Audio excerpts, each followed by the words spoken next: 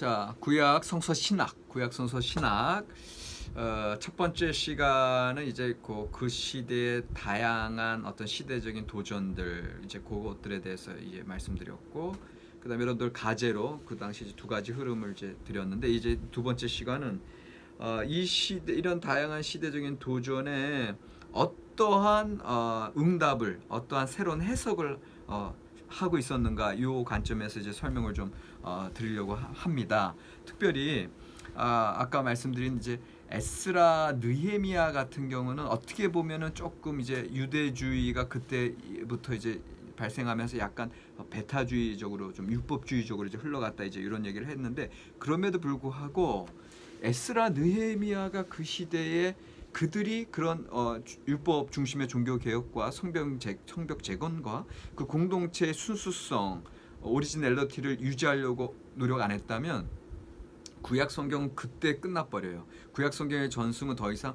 보존이 될 수가 없었어요. 왜냐하면 그 시대가 너무나 다양한 다른 신들 섬기는 자들이 예루살렘에 있었고, 또 골라들이 또 그 어떤 흐름들 속에서 그들이 말씀 중심으로, 토라 신앙 중심, 성전 중심의 신앙으로 그들이 그걸 극복했기 때문에 오늘 이게 이제 내려올 수 있는 거거든요. 그러니까 그런 면에서는 에스라 느헤미야의 종교 개혁 역할이 이때 당시 너무너무 중요하거든요. 그래서 지금 요 에스라 느헤미야가 652쪽부터 이제 설명이 돼 있어요. 설명이 돼 있는데, 특별히 이제 이들이 그때 당시에 어떻게 새롭게 답변했느냐라고 했을 때, 그 653쪽에 보세요. 653쪽에 보시면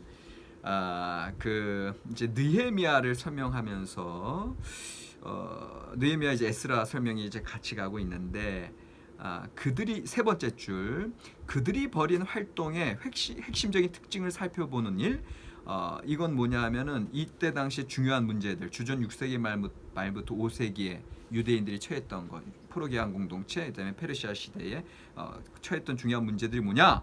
바로 종교적 정체성과 관련된 문제가 중요 이슈였고, 그다음에 한 줄 건너뛰어서 에스라는 오경에 나타난 토라에 충실하기만 하면 유대인이 될 수 있다는 주장을 구체화한다. 그래서 느헤미야 8장 1절에 보면 모세 율법책을 에스라가 가지고 와서 선포하고 그들을 회개시키고, 그래서 철저히 토라의 신앙, 여호와 중심의 신앙으로 돌이키게 하는 거.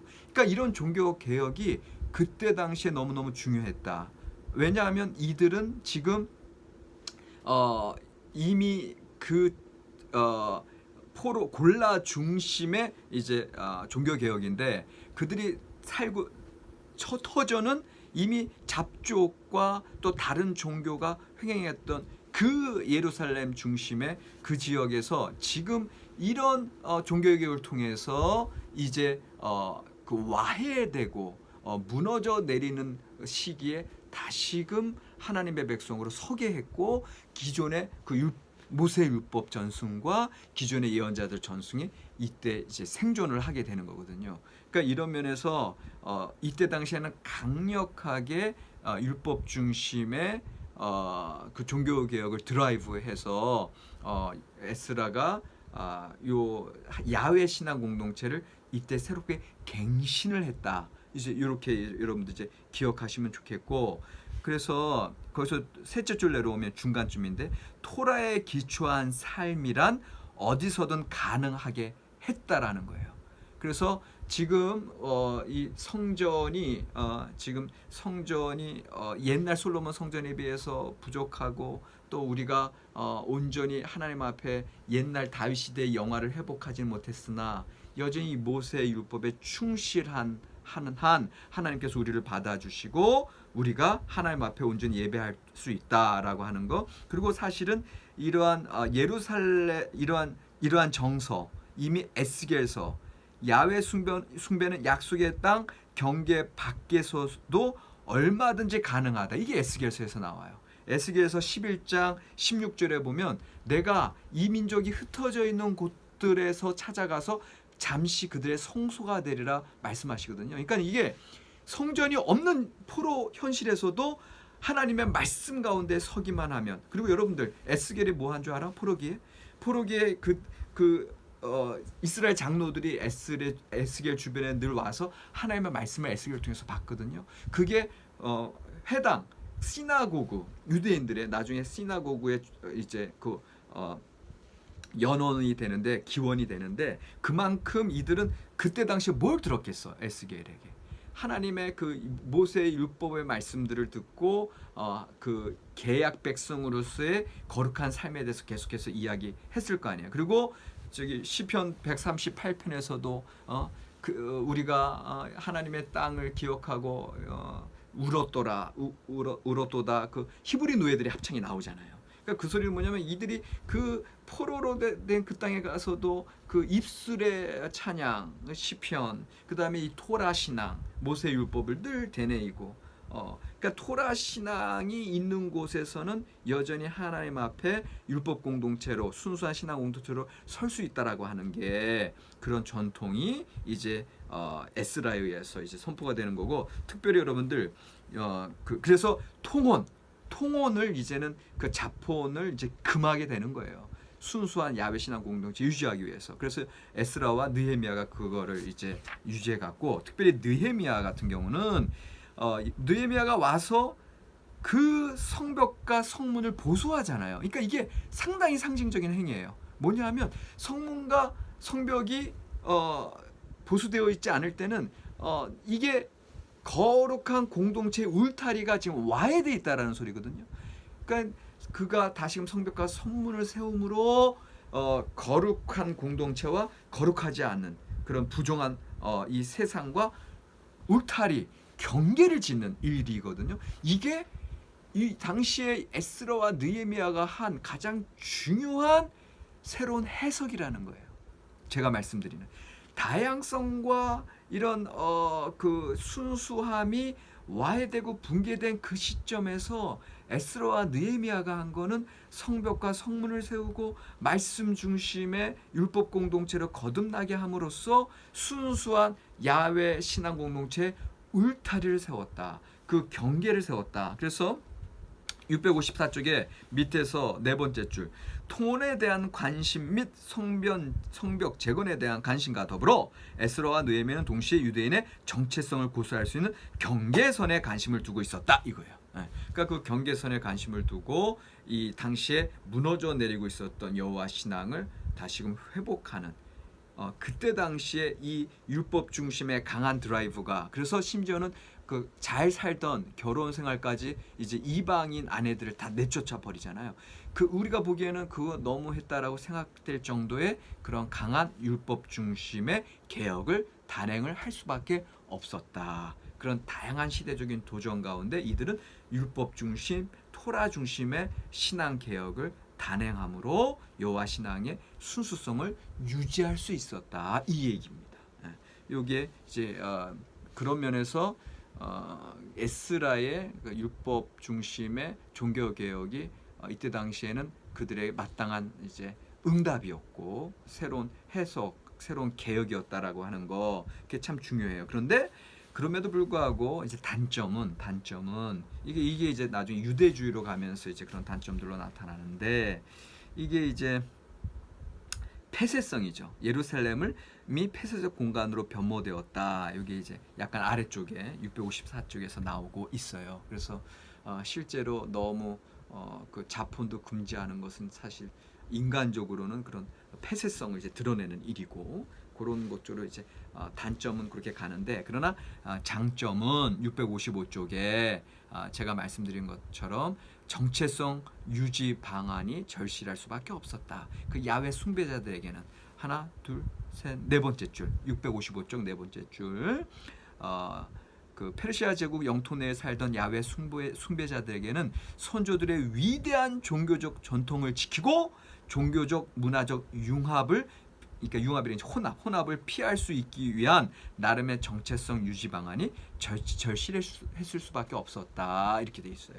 그러니까 여러분들 이때 당시에 이제 예루살렘에서는 이렇게 에스라 느헤미야 중심의 그런 이제 율법 종교 개혁이 단행됐으나, 그러나 예루살렘뿐만 아니라 알렉산드리아의, 오히려 예루살렘보다도 알렉산드리아 이집트 그 북부 지역의 지중해 연안에 그 알렉산드리아가 더 많은 그 유대인들이 있었고, 여러분들 신약 시대에 성경은 신약 시대의 성경 구약 성경밖에 없는데 그들이 대부분 읽었던 건 셉추아진트예요. 그 셉추아진트가 기존 유대인 성경 히브리어로 된 성경이 헬라어로 번역된 거잖아요. 그 번역된 성경이 어디서 번역됐어?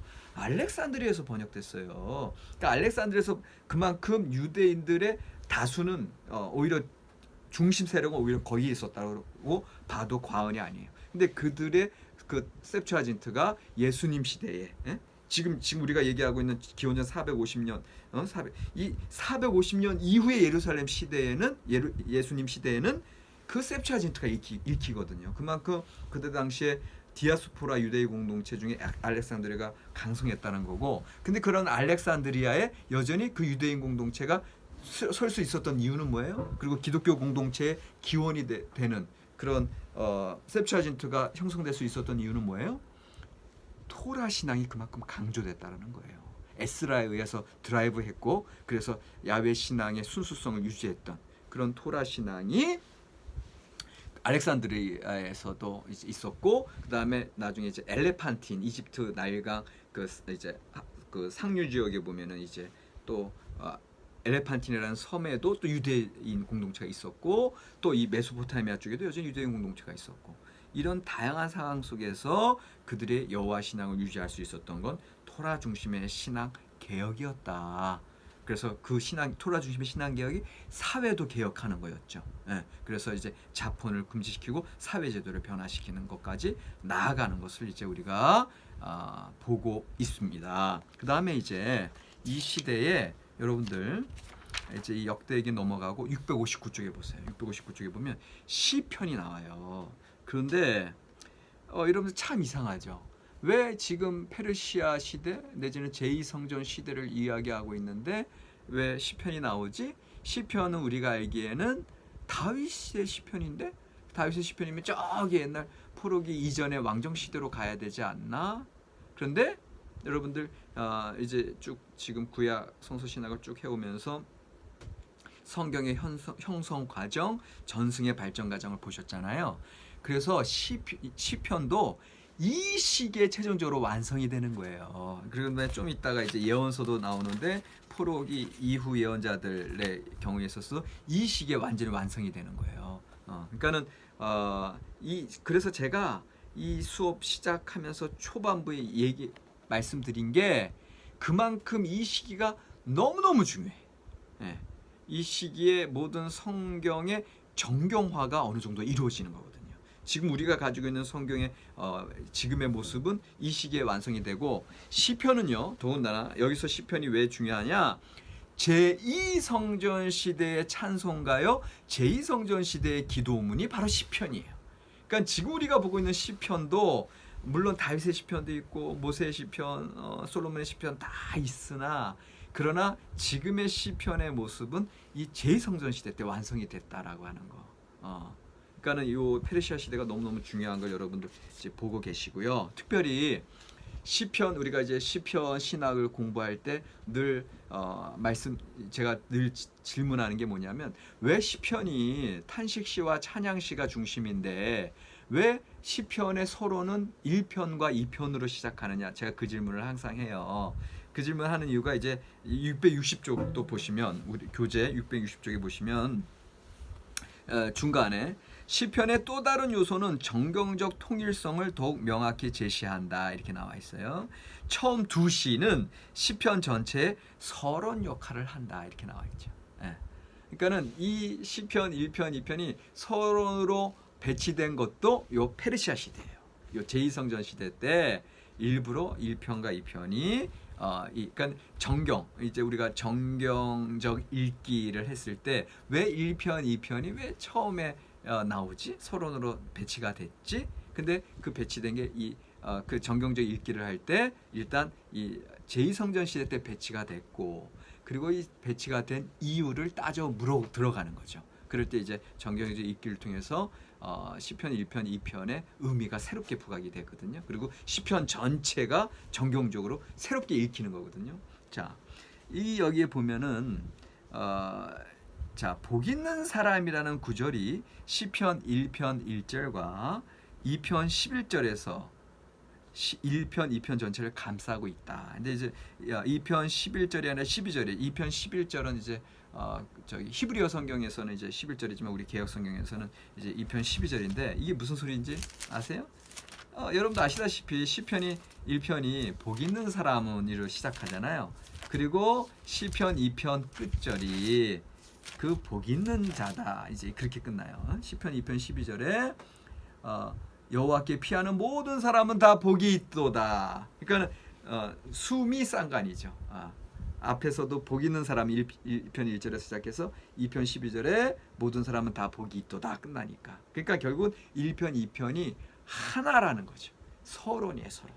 그래서 복 있는 사람에 대해서 시편이 이제 딱 서론으로 배치했고, 그리고 이제 이 책에는 안 나오지만 150편이 어떻게 끝나? 맨 뒤에. 이게 다 정경적 읽기예요.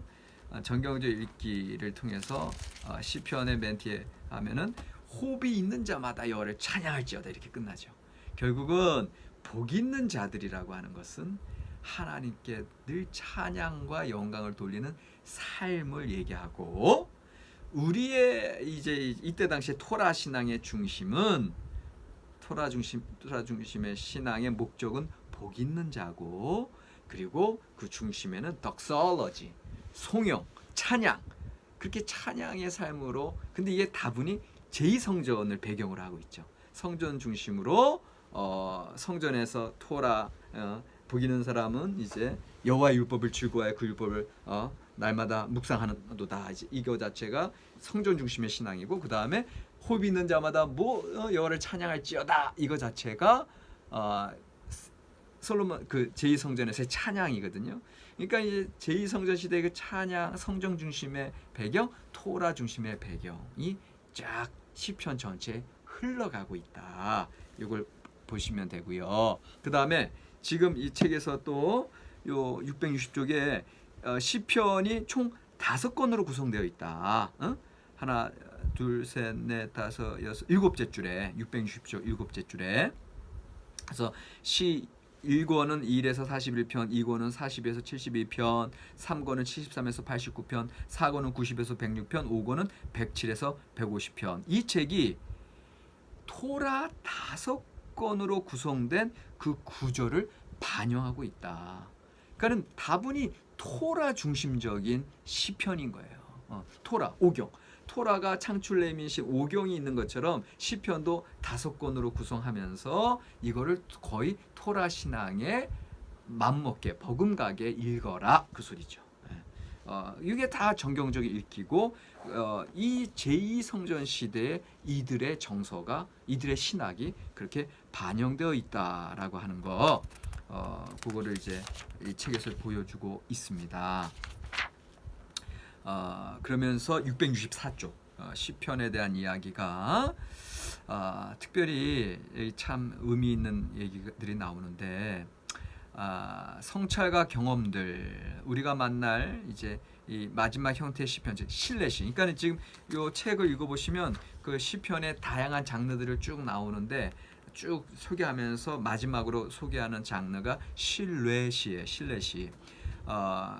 그 감사시, 찬양시, 지혜시, 이제 찬양 뭐 다 이게 다양한 장르인데, 그중 가장 근원적인 것이 바로 하나님을 신뢰하는 태도다. 그래서 그 하나님을 신뢰하는 태도가 부각되는 게 이제 신뢰시거든요. 이 신뢰시가 바로 여기 나오는 시편 11편 1절에 내가 야훼에게 피하였다, 신뢰하였다라는 거고, 시편 27편 1절에 야훼는 나의 빛이요 나의 구원이시니 내가 누구를 두려워하리요, 야훼는 내 생명의 능력이신 내가 누구를 무서워하리요. 그러니까 하나님을 신뢰하는 자에게 이제 구원이 임하고, 그 다음에 이제 사실은 시편에 가장 많이 나오는 건 탄식시인데, 그 탄식시가 처음에는 탄식과 부평으로 시작하다가 나중에 구원 찬양으로 덕설러지로 끝나잖아요. 나를 괴롭히는 너희들 다 물러가라, 여호와께서 나와 함께 하시도다, 내가 나를 구원한 주님께 찬양하리이다, 이렇게 끝나잖아요. 그러니까는 어둠으로 시작해서 밝음으로 끝나고, 슬픔으로 시작해서 기쁨으로 끝나고, 절망에서 구원으로 끝나는 중간 단계가 바로 신뢰예요. 그러니까 하나님을 믿는 힘들고 어려운 고통의 상황 속에서도 나의 주님을 내가 의뢰한다. 내가 주님께 피합니다.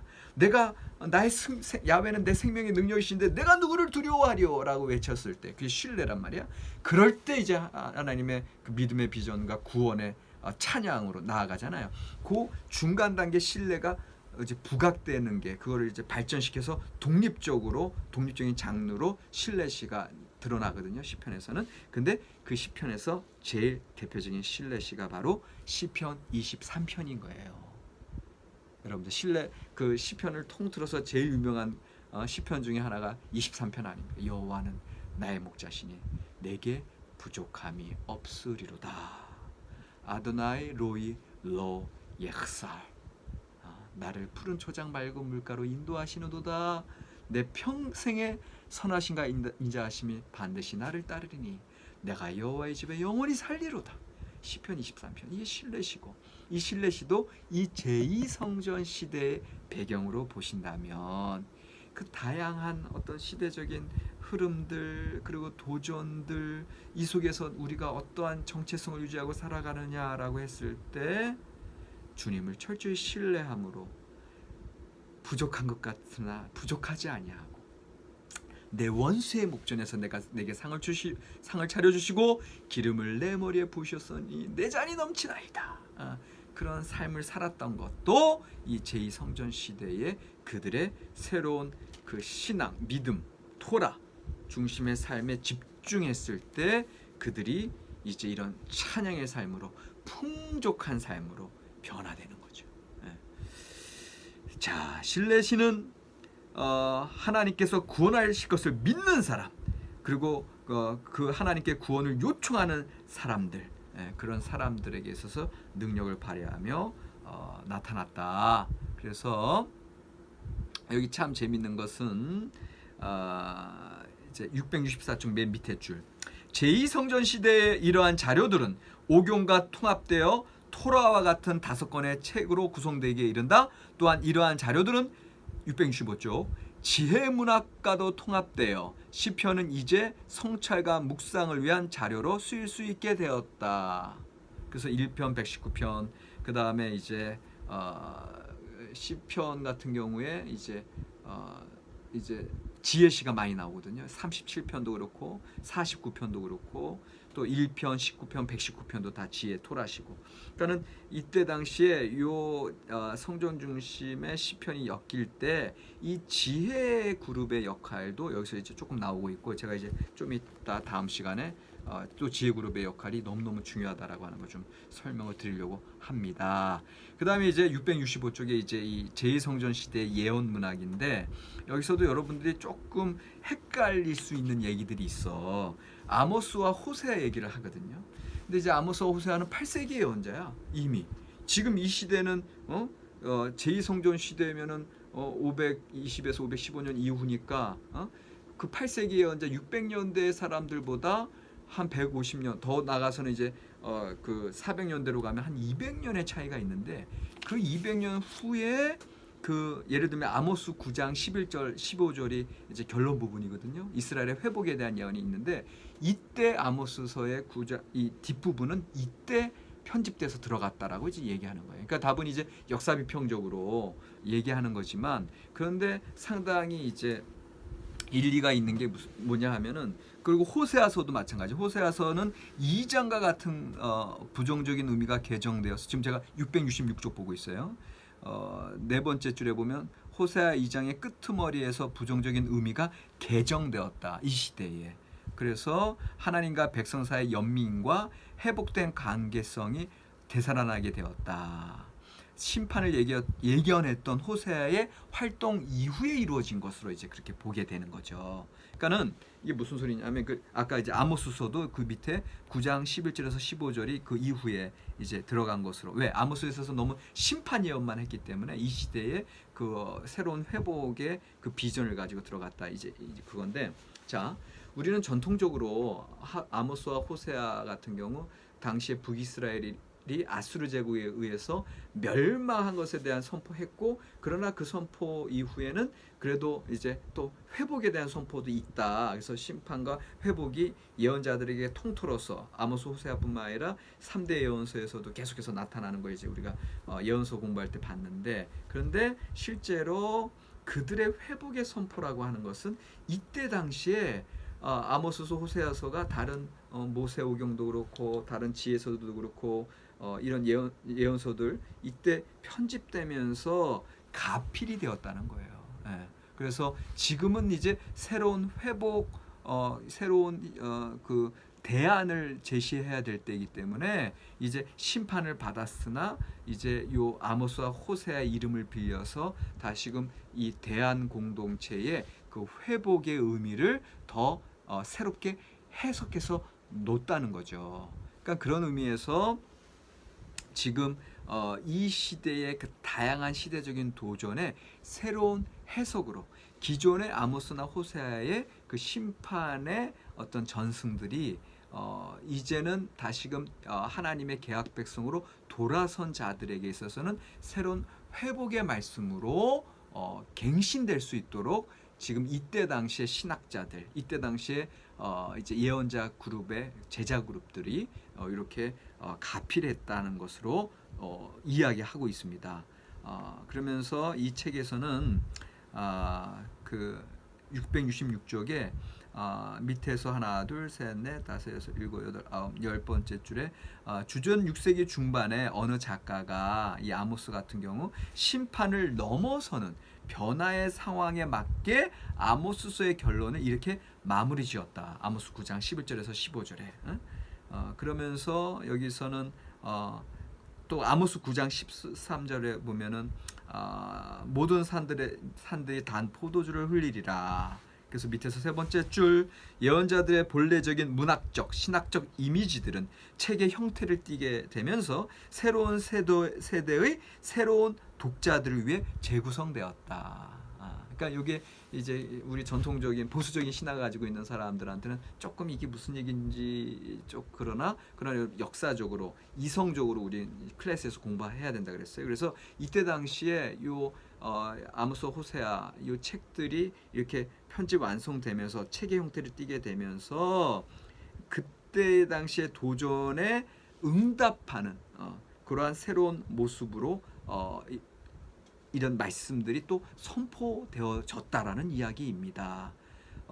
그러니까 이때 당시의 예언자 그룹들이 새로운 신학자들로 이때 당시 새로운 예언자들로 그렇게 말씀을 선포한 것으로 그렇게 이해하시면 되고, 우리 성경 형성이 이런 과정을 쭉 겪었다라는 거예요. 그러니까 성경이 그냥 아모스 호세아 시대 때 그때 예언한 걸로 쭉 끝나버리면 그거는 오늘날 우리의 손에 이어지질 않아. 무슨 소리냐면 성경 형성 과정을 여러분들이 이해하신다고 하는 건 뭐냐면 아모스 호세아는 말로서 선포했어. 근데 그게 어느 순간 써져. 왜?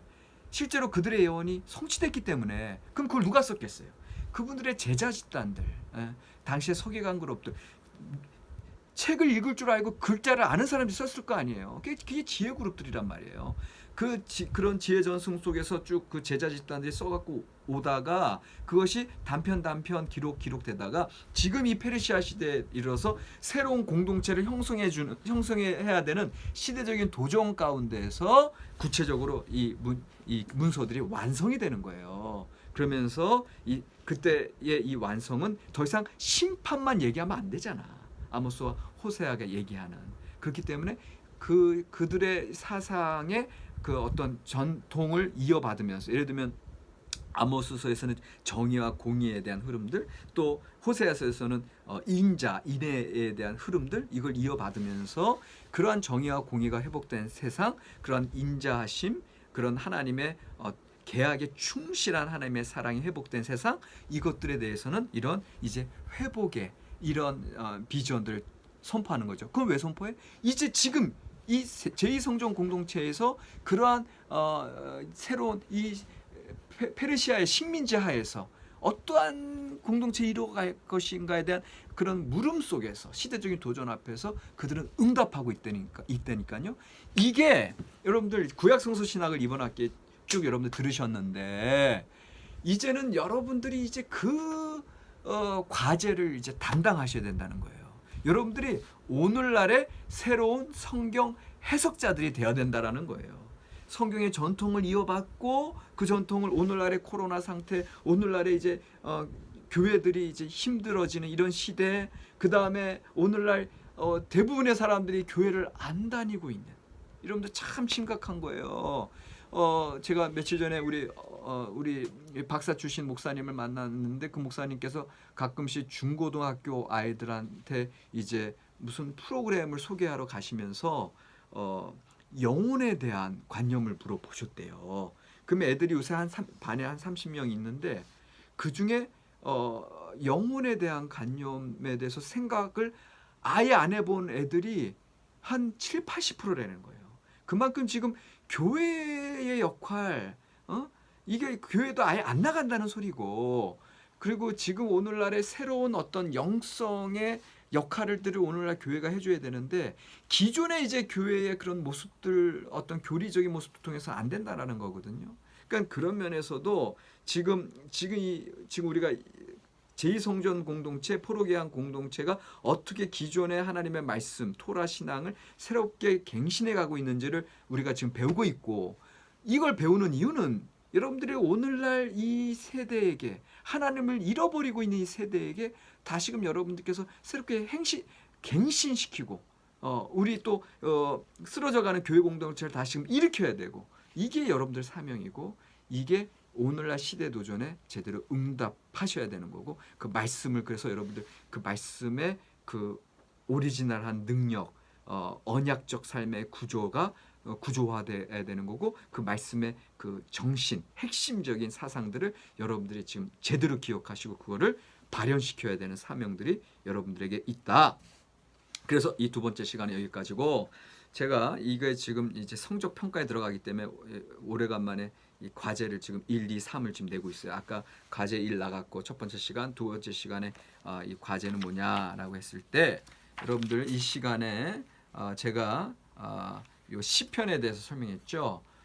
시편의 정경적인 위치, 1편, 2편의 정경적인 위치와 그 다음에 150편 마지막 부분의 정경적 위치를 제가 설명해 드렸잖아요.